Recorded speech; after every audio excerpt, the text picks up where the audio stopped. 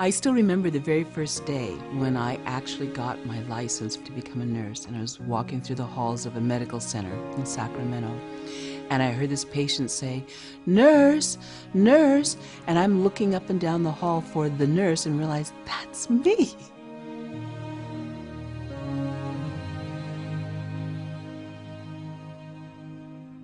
When I was a little girl, I always kept a diary, and all my life have kept a journal. And I found a diary just recently when I was in 5th grade, and in that diary it said, "When I grow up, I want to be a nurse," or ...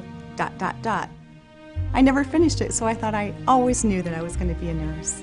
I was in the hospital when I was 15 years old, and they were giving me some tests to see why I was always having stomach aches.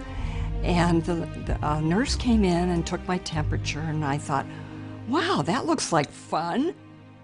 Well, I decided to become a nurse because I heard a midwife interviewed on National Public Radio, and it was just like one of those cartoons you see where the light bulb goes on above the head, you know. It just felt like that. I read every Cherry Ames student nurse series at the same time everybody else was reading Nancy Drew, you know. I'm a nurse. I searched for a long time, and I wanted to give my life to something that mattered.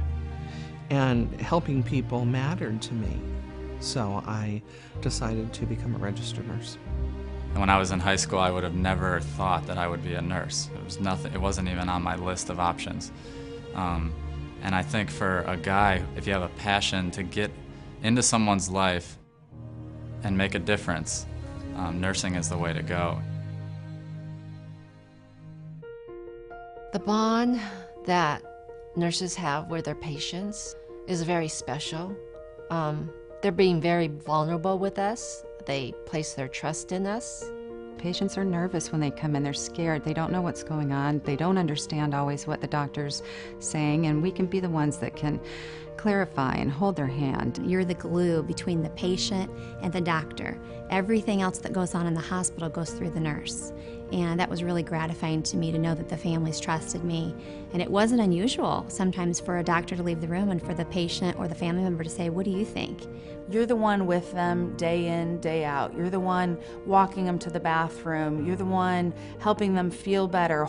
Sometimes when you live in the same town, you see these people out and they see you in the store, they'll run up to you and hug you. "Oh, it's Nurse Judy, how are you? It's so good to see you." And they'll start telling you all about their family, you know. My daughter just had her baby, and like, we're part of the family. And I like that part. I like being part of their family. Sometimes it's hard to recognize them if they don't have their blue gown on. You're used to seeing them in the hospital, you know, their hair's a mess. Yeah, our favorite thing is to say to them, "You look so good with clothes on." And the thing that I like best is I can help people become better versions of themselves even when they're sick.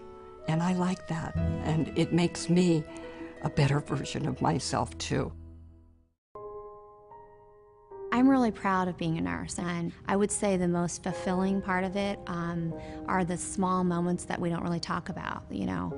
I'm getting choked up just talking about it, but, you know, being present when people die. The most traumatic experience for me as a nurse, I was working in the orthopedic unit, and I had to go down to recovery room to pick up my patient. And I went in the recovery room, and the staff was looking really somber. And I said, "What happened?" And they pointed to a gurney, and they said, "We lost a 5-year-old on the operating table." And then I saw the parents standing over the body. And I will remember that the rest of my life, because now I'm a mother. Probably my most difficult day was not too long ago. It was about 6 months ago. And I had a patient who came in. He was 32 years old, and he had just been diagnosed with stage 4 brain cancer. And I walked in the room one day to give him his medicine, and he asked me, he said, "How do I tell my kids I'm about to die?" The children had lost their mother less than a year ago. So it was really difficult when a man asks you, "How do I tell my kids I'm gonna die?" And he did die about 3 months later. And you give a piece of yourself to your patients when you take care of them. You know, you're there. You hear them. You know what they're going through. And if you have any kind of heart, you can't separate yourself from that. It is that. And I will always have that piece of him with me just from that experience. I think everybody that enters this field does it because they want to help people. They want to make a difference. They want to have a job where they can go home at the end of the day and lay their head down on the pillow knowing that they've touched someone else's life in a really positive way. In critical care, we're not just helping people to have a smooth death, but we're helping people to life too. Florence Nightingale knew that the body is an amazing, incredible healing machine, and if it's given the tools that it needs, the proper food, the proper nutrition, the proper rest, it will heal. We know that 75% of those chronic degenerative diseases can be prevented through a healthy lifestyle, through good nutrition, exercise, managing our stress, getting adequate sleep, and good hydration. And so it's what we do on a day-to-day basis that is going to keep us healthy and vibrant, you know, into our later years. And that's what I want for the people I love. If a young person today asked me about getting into nursing, I would say do it. Hands down, no argument, don't think twice and don't waste time. You are entering the best profession there is. We need nurses, and we're going to need more nurses in years to come. It's one of the noblest, most fun, most engaging, most valuable, coolest things to do on the planet. There's a lot of heartache in nursing, there's a lot of tragedy in nursing, and usually the people who can deal with that do. But there is also a lot of joy in nursing. And it's especially gratifying when you see somebody coming back who's had 3 or 4 miscarriages, and now they're full term and they're here to deliver their baby for the first time. They're finally gonna have a baby. And when that baby delivers, the whole room cries. It's really great, you know.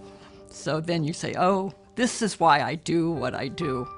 Besides being a registered nurse, I am a comic, and I play different clubs. And I have a lot of really great audiences and make people laugh. But this one patient that I had, he had tubes in every place, and IVs, and very sick in the ICU. And I started to joke with him one day. And I topped it all off with a pretty great moonwalk. And he laughed so hard. I think that was the most gratifying audience that I've had. And I suppose one of the things that I really liked as a school nurse was I was able to give those children the love and the hugs that many of them never, ever got. I had children that slept on the dirt in their home and didn't eat at home. And for someone to come and just say, you know, I just love you, that just meant so much to them. If you really think about why patients are in the hospital, it's really for nursing care, because everything else that's offered can be offered outside of a hospital. It really is, you know, when no one else is there and everyone else goes to sleep and everyone else leaves, who's left? We're left. We're there at night taking care of them, making sure they're safe.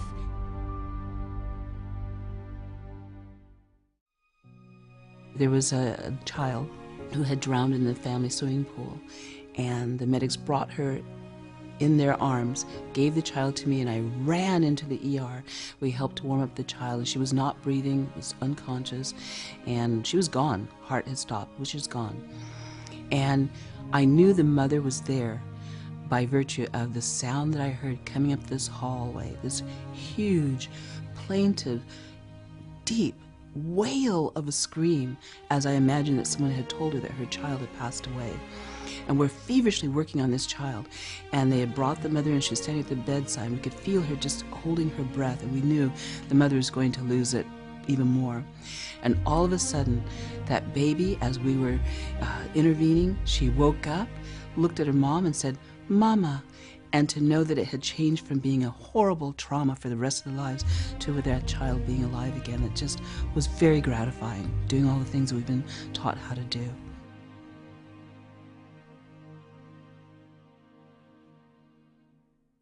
My mom's super proud of me as a nurse. She is now retired from nursing, but when she first introduces me, that's the first thing she always says, "This is my daughter, Rhonda. She's a nurse."